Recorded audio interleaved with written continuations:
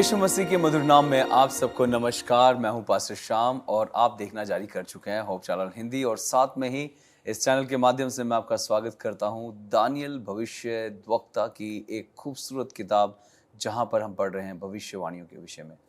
तो हमारे साथ इसी चर्चा को आगे बढ़ाने के लिए हमारे स्टूडियो में अतिथिगण है। मैं आपका स्वागत करता हूं।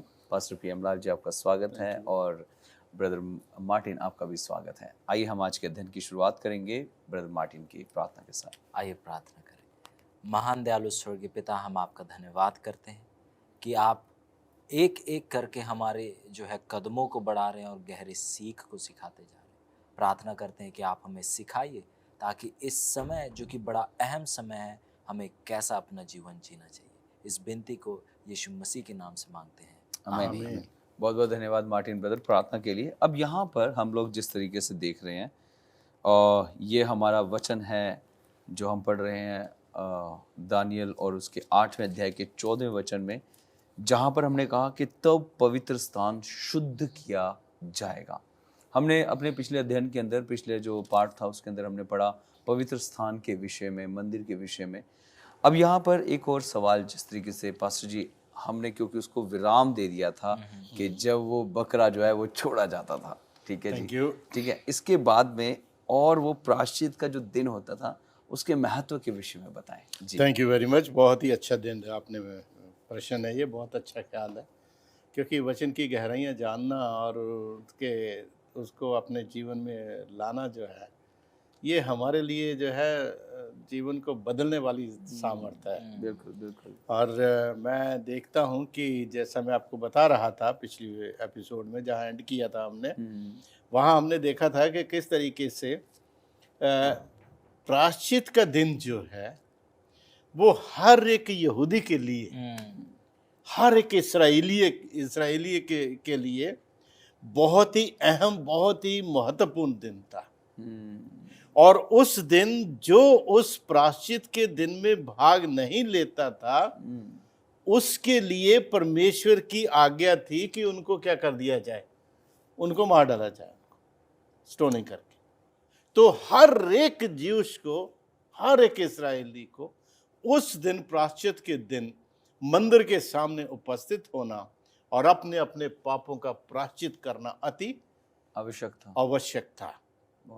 ये दिन पश्चाताप का दिन था, ये दिन छुटकारे का दिन था, ये दिन उस दिन का सबसे महत्वपूर्ण चिन्ह था, जिस दिन यहूदी लोग या इस्राएली लोग जो है अपने पापों से छुटकारा पाके प्रभु में पवित्र जीवन प्राप्त करते हैं जी।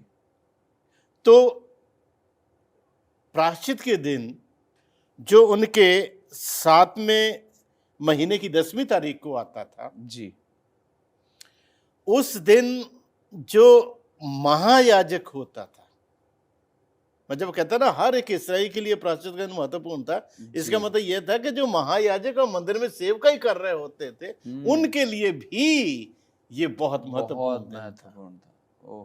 तो उस दिन जो महायाजक था, उसके लिए आज्ञा थी जी कि वो सबसे पहले अपने पापों और अपने अपराधों के लिए क्या करे, पश्चाताप करे। और उस दिन पूरी सावधानी के साथ, पूरी पवित्रता के साथ अपने मनों को शुद्ध करें, पवित्र करें जी, क्योंकि ये उस बड़े अनुभव का नमूना है जी, जो मसीही लोग स्वर्गीय भवन में जब जाएंगे तो उनको ये अनुभव करने को मिलेगा। आमीन आमीन।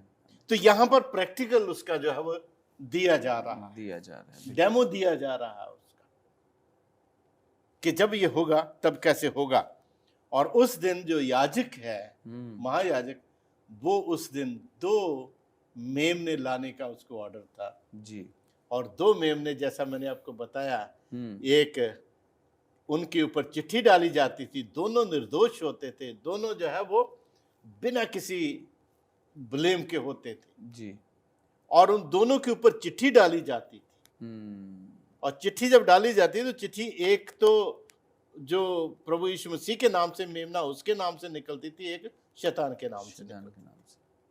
तो जो चिट्ठी शैतान के मेमने के नाम से निकलती थी, उसके सींगों में जो है वो लाल रंग का धागा बांध दिया जाता था।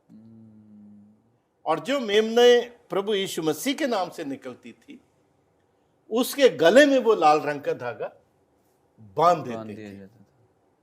तो गले में लाल रंग का धागा बांधने का मतलब ये होता था कि he is anointed to be sacrificed, बलिदान के लिए जो है वो ये ठहरा दिया गया। ठहरा दिया गया है।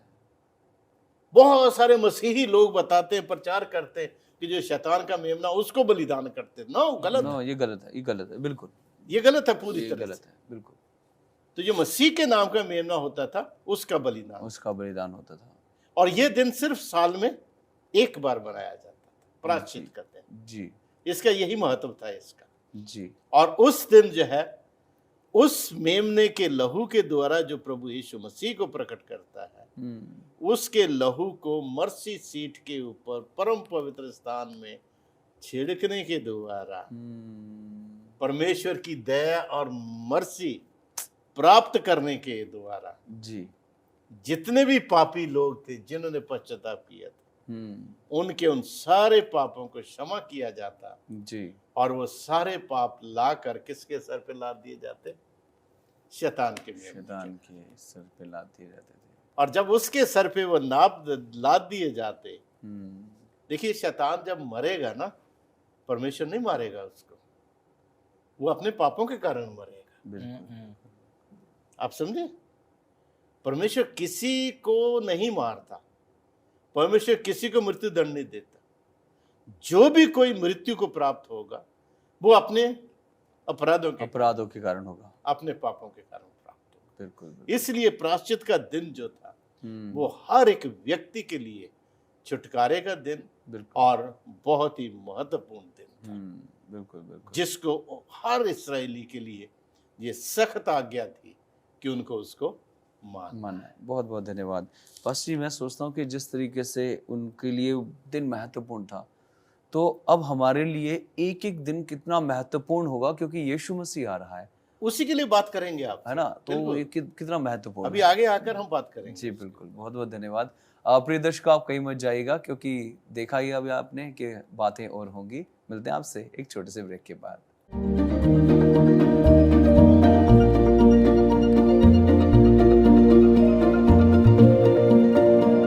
प्रिय दर्शकों, आपका स्वागत है फिर से ब्रेक के बाद। और आइए हम अपनी चर्चा को बढ़ाते हैं आगे और चलते हैं सीधे अपने अतिथि गणों के पास। ब्रदर मार्टिन, मैं आपके पास आना चाहता हूँ। यहाँ पर जिस तरीके से हमने देखा कि प्रायश्चित का जो दिन था वो बड़ा महत्व होता था सारे इजरायलियों के लिए।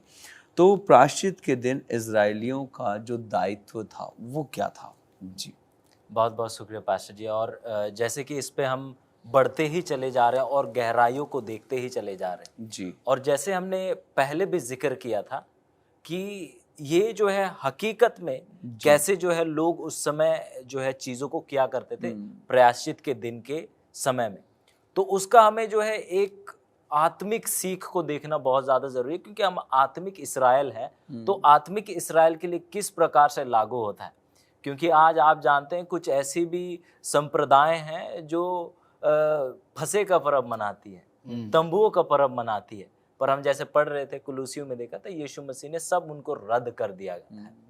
पर हम देखते हैं कि प्रायश्चित के दिन को जो है और दो शब्दों से भी जाना जाता है, एक तो शुद्धि का दिन और न्याय का दिन। कभी कभी लोग जो है उलझन में पड़ जाते हैं, अरे कौन सा शब्द है, पर ये तीनों जो है एक ही चीज को, एक ही दिन को वो दर्शाता है। तो फिर इसके बाद मैं पास्टर जी चाहूंगा इस पे और गहराई से देखें, तो मैं चाहूंगा लय व्यवस्था उसका 23 का 26 और 27 पढ़िएगा। फिर यहोवा ने मूसा से कहा, उसी 7वें महीने का 10वां दिन प्रायश्चित का दिन माना जाए, वह तुम्हारी पवित्र सभा का दिन होगा और उसमें तुम अपने अपने जीव को दुख देना और यहोवा के लिए हव्य चढ़ाना। बहुत बहुत शुक्रिया पास्टर जी। तो यहाँ पर जो है जैसे आपने सवाल किया कि हमारा क्या कर्तव्य बनता है जब प्रायश्चित का दिन, न्याय का दिन चल रहा है, ये शुद्धिकरण का दिन चल रहा है, वो समय चल रहा है। यहाँ वचन स्पष्ट करता है कि अपने जी को क्या करना, दुख देना। दुख देना। अब शायद अगर हम ऐसे पढ़े तो लगेगा कि ये क्या कह रहा है, पर यदि आप देखें इस शब्द को गहराई से, अगर इसको आप मूल भाषा में जाकर देखें तो इसका कुछ मतलब ये है कि आपको इस समय में, क्योंकि ये पवित्र लम्हा है, आपको उपवास पे रहना है, मन फिराव करना है और परमेश्वर की खोज करना है जी। अब इसको भी समझना बहुत ज्यादा जरूरी है। इसका मतलब हमारा जो है ध्यान पवित्र चीजों में, मतलब वो पवित्र परमेश्वर की ओर ध्यान लगे रहना चाहिए। जी बिल्कुल। हम उपवास करते हैं, हम उपवास इसीलिए नहीं करते हैं क्योंकि हम परमेश्वर से कुछ पाना चाहते हैं। ये जो है ये दूसरा भाग होता है उपवास का, पर सबसे पहला भाग ये होना चाहिए कि हम उपवास इसीलिए कर रहे हैं ताकि जो समय शायद हम खाने पीने में लगाते थे, तैयार करने में लगाते थे, उसे हम परमेश्वर के साथ बैठने में लगाएं। Wonderful, wonderful. क्योंकि अगर हम उपवास कर रहे हैं और अगर हम परमेश्वर के साथ ही नहीं समय बिता रहे हैं तो उसका कोई लाभ ही नहीं। कोई लाभ नहीं है, बिल्कुल। मकसद उपवास का यही है कि हम जो है परमेश्वर को और करीबी से जान सके और परमेश्वर में और उसके पवित्रता में और ज्यादा बढ़ सके। मन फिराव मतलब हमें अपने जीवन को देखने की जरूरत है कि कहाँ पर, क्योंकि हम अक्सर देखते हैं कि जो बड़े बड़े पाप होते हैं हम अक्सर जो है परमेश्वर दिखा देते हैं या हम भी उसे पहचान पाते हैं, पर एक ऐसा पाप होता है हमारे मन में कहीं जो है कुंडली मारकर बैठा होता है, बिल्कुल।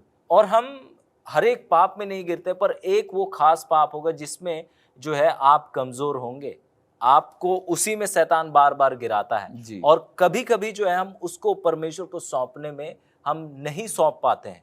और ये वो समय है कि जब हमें अपने मन को जांचने की जरूरत है। जी बिल्कुल। कि आपको टटोलने की जरूरत है, और जब आप देखेंगे अपने मन को गहराई से, पवित्र आत्मा जैसे आपको दिखाएगा, आपको दुख होगा, क्योंकि वो जो पाप जिसको आपने गले लगाया हुआ, आपने जगह दिया हुआ है, उसको छोड़ने में एक तकलीफ होगी, बिल्कुल। हमेशा, भले वो बुरी है पर आपने उसे जगह दिया है, आपका एक लगाव हुआ है, पर परमेश्वर वो आपसे अलग करना चाहते हैं ताकि वो आपको अपने पास ला सके। जैसे हम आइज़ाया नबी की पुस्तक में देखते हैं, वो कहता है कि पाप ने हमारे बीच में एक बड़ी दीवार को लाया है जी, और उसको दूर करने के लिए यीशु मसीह आया, और इसीलिए यूहन्ना कहता है कि परमेश्वर का मेमना जो क्या है, जगत के पापों को उठा ले जाता है। तो आप देख रहे हैं कि ये प्रायश्चित के दिन में जो है बहुत चीजें हो रहे हैं, और हमारा ये कर्तव्य है उस समय कि हमारा ध्यान जो है स्वर्ग की ओर लगा रहा है। उस समय जब याजक जो था, जब महापवित्र स्थान में होता था,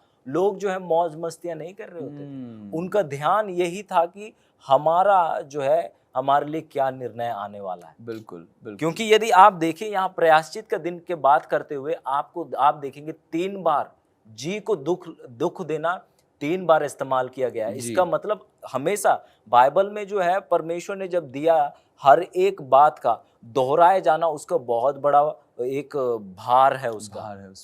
और परमेश्वर यदि एक बात को दोहरा रहे हैं तो ये हमें कह रहे हैं कि ये बहुत ज्यादा जरूरी है। बिल्कुल। आप इसे नजरअंदाज मत कीजिए। और जैसे पास्टर पीएम लालू उसका जिक्र कर रहे थे कि अगर आपने दुख नहीं दिया, मतलब आपने यदि परमेश्वर के साथ रिश्ता नहीं बनाया, अगर परमेश्वर के और आपने मन नहीं फिराया, पाप को अगर आपने नहीं छोड़ा, पाप को देखते हुए अगर आप पाप के लिए दुख नहीं मनाते कि पाप हमारे परमेश्वर को क्रूस पर चढ़ाता है, इस चीज को अगर आप ना पहचानते हुए पाप के लिए नफरत नहीं है आपके दिल में, तो जब महायाजक, स्वर्गीय महायाजक जब पवित्र स्थान से उठकर आएगा तो आपके लिए जो है आपका साथ वो एजेजेल जो बकरा है उसके साथ आपका होगा।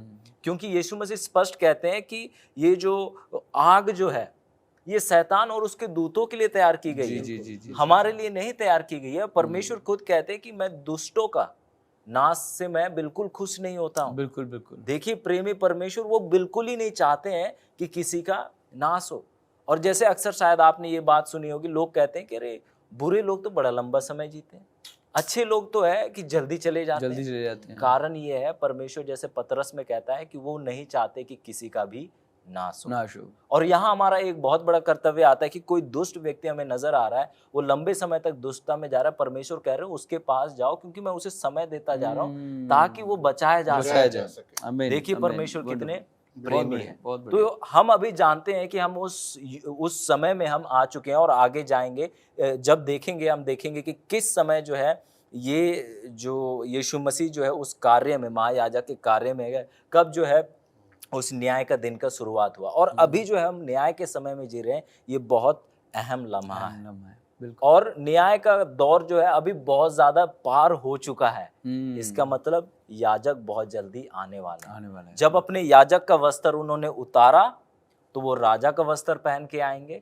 मतलब वो जो लोगों को जैसा भाग मिलना चाहिए, और राजा का वस्त्र पहनेंगे तो राजा क्या है, अपनी कौम को लेने आएगा, अपने लोगों को लेने आएगा। और जब हम देखेंगे कि यीशु मसीह हमें लेने आएंगे और उनके साथ हमेशा के लिए रहेंगे, और जो उनके साथ नहीं रहेंगे वो बड़ा दुख का बात हम सब के लिए रहेगा। बिल्कुल बिल्कुल। बहुत बहुत धन्यवाद ब्रदर मार्टिन इन अच्छे विचारों के लिए। प्रिय दर्शकों, आप कहीं मत जाइएगा क्योंकि हमारा अध्ययन यूं चलता रहेगा। मिलते हैं आपसे एक छोटे से ब्रेक के बाद।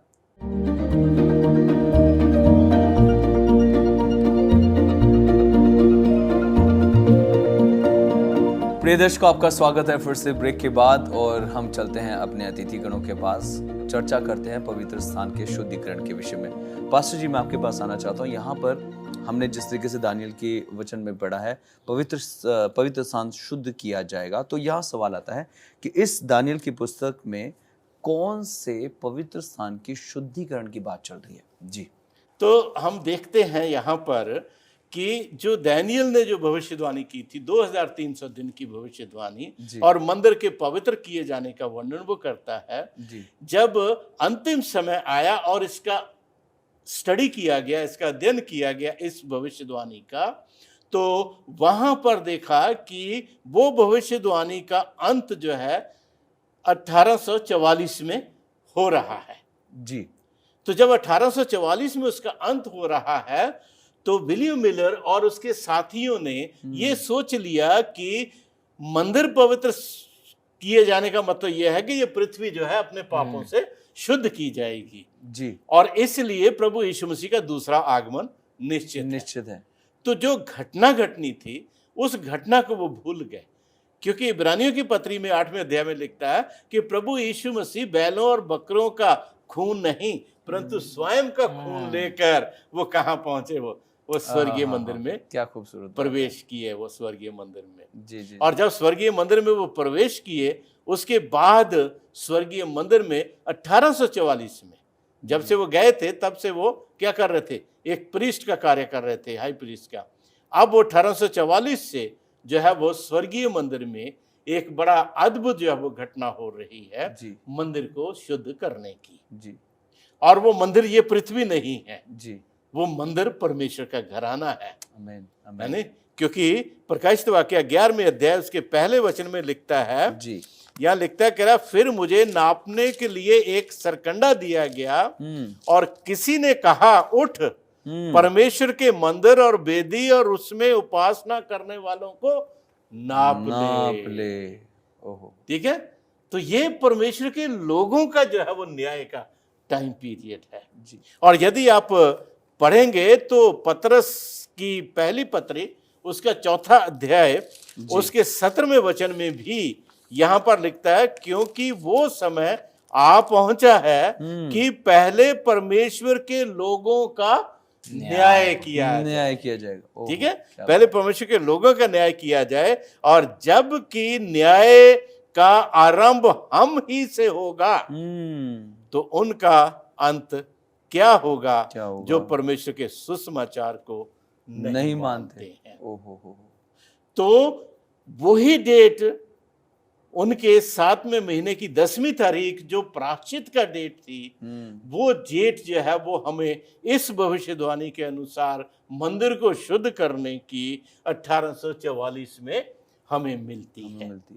और जब प्रभु यीशु मसीह 1844 में नहीं आए, ये लोग परेशान हो गए। अक्टूबर नवंबर का महीना बीत गया तो इन्होंने कहा ये क्या हो गया। जी। उन्होंने फिर स्टडी किया। जब स्टडी किया तो फिर वो एक एक दिन एक एक पल के स्टडी करते हुए आए। उन्होंने kहा नो, उस डेट के अनुसार 22 अक्टूबर 1844 को मंदिर शुद्ध होना चाहिए था। बिल्कुल। प्रभु यीशु मसीह का आगमन होना चाहिए। लेकिन अनफॉर्चुनेटली दुर्भाग्य से 22 अक्टूबर भी निकल गया पर वो दिन नहीं आया। तो विलियम मिलर का जो कैलकुलेशन था इस भविष्यवाणी का, वो कैलकुलेशन तो सही था, उसकी गणना तो उसने सही की, लेकिन उस टाइम के ऊपर घटना जो घटने वाली है उस घटना को वो मिस कर गया। जी जी बिल्कुल। और उस घटना को जब वो मिस कर गया तो नतीजा ये निकला कि एक बहुत बड़ी जो है वो डाउनफॉल, विश्वास से भटकना मसीही लोगों का हो गया जी। 22 अक्टूबर 1844 को। लेकिन 22 अक्टूबर 1844 वो रिमार्केबल डेट है जिस दिन हमारे प्यारे प्रभु यीशु मसीह स्वयं का लहू लेकर परम पवित्र स्थान में, स्वर्गीय मंदिर में, हाथों के बनाए हुए मंदिर में नहीं, स्वर्गीय मंदिर में प्रवेश हुए और परमेश्वर के लोगों का न्याय का कार्य शुरू हुआ। ये जो ट्रुथ, ये जो सच्चाई है, ये सच्चाई सिर्फ और सिर्फ दुनिया में परमेश्वर ने सेवंथ डे एडवेंटिस्ट चर्च के ऊपर जो है वो प्रकट करी है। बिल्कुल। इसको कहते हैं इंग्लिश में इन्वेस्टिगेटिव जजमेंट, या हिंदी में इसको कहेंगे पूछताछ की अदालत। बिल्कुल। और उस दिन से प्रभु यीशु मसीह स्वर्गीय हैकल में दाखिल हुए। आमीन, आमीन। और जितने भी पाप इस दुनिया में लोगों के पश्चाताप के द्वारा स्वर्गीय मंदिर में दाखिल हुए हैं, हासिल जमा हुए हैं, वो सब पाप जो है वो क्या हो रहा है, उनका शुद्धिकरण जो है वो चल रहा है। और जिस दिन न्याय का काम समाप्त हो जाएगा उसी दिन बाइबल में लिखता, प्रकाशित वाक्य की पुस्तक में जी, प्रभु यीशु मसीह एक याजक का पहरावा उतार कर राजाओं का पहरावा पहनेंगे। आमीन, आमीन। राजाओं का पहरावा पहन के वो इस पृथ्वी के ऊपर आएंगे जी। और उसके कपड़ों के ऊपर लिखा हुआ होगा राजाओं का राजा, प्रभुओं का प्रभु। आमीन, आमीन। तो 22 अक्टूबर जो 2300 दिन की भविष्यवाणी जो है उसका अंत जो है वो हमें कब मिलता है? 22 अक्टूबर 1844 में, जिस दिन न्याय का कार्य स्वर्गीय भवन में क्या होता है? आमीन, आमीन। शुरू होता है। दानियल 7वें अध्याय में क्या लिखता है? कहता है कि सिंहासन रखे गए और एक अति प्राचीन जो है वो उसके ऊपर क्या हुआ? विराजमान हुआ। अब फिर मैंने एक बद किए हुए मेमने को बादलों के ऊपर आते हुए देखा, जिसको पूरा अधिकार जो है वो क्या किया? न्याय का अधिकार जिसको दिया गया। तो मेरे प्रिय भाई बहनों, 22 अक्टूबर 1844 इतनी रिमार्केबल डेट है जिस दिन 2300 दिन की भविष्यवाणी का अंत होता है और उस दिन हम लोग न्याय में दाखिल होते हैं और तब से दुनिया का न्याय चल रहा है, आदम से लेकर अब तक लोगों का। और जब वो खत्म हो जाएगा, प्रभु यीशु मसीह का आगमन बादलों के ऊपर होगा और हम सब उसके साथ जाएंगे। आमीन, आमीन, आमीन। बहुत बहुत धन्यवाद पास्टर जी इन अच्छे विचारों के लिए और इस अच्छे अध्ययन के लिए। मैं धन्यवादित हूँ आप दोनों का हमारे साथ स्टूडियो में जुड़ने के लिए। प्रिय दर्शकों, आपका भी बहुत बहुत धन्यवाद जिन्होंने इस अध्ययन को सुना है। आइए हम इस अध्ययन के अंत में जाएंगे प्रार्थना के साथ। स्वर्ग में विराजमान पिता, हम अपने जीवनों को तेरे पवित्र चरणों के पास लाते हैं और चाहते हैं प्रभु तू हम पर दया कर और मेरे परमेश्वर हमें सामर्थ दे ताकि हम भी तेरे उस लहू को अपने ऊपर लें और शुद्ध किए जाएं, ताकि रब्बी जब तू आए तो हम भी पवित्र पाए जाएं। यीशु नासरी के नाम से मांगते हैं, आमीन, आमीन, आमीन। मेरे प्रिय बहन भाइयों, मैं आपका धन्यवादित हूँ। आपने इस अध्ययन को सुना है, इसको एक दूसरे के साथ जरूर साझा करें ताकि हर एक जन आशीष पाए। मिलते हैं आपसे अगले अध्ययन में, तब तक आप सबको जय मसीह।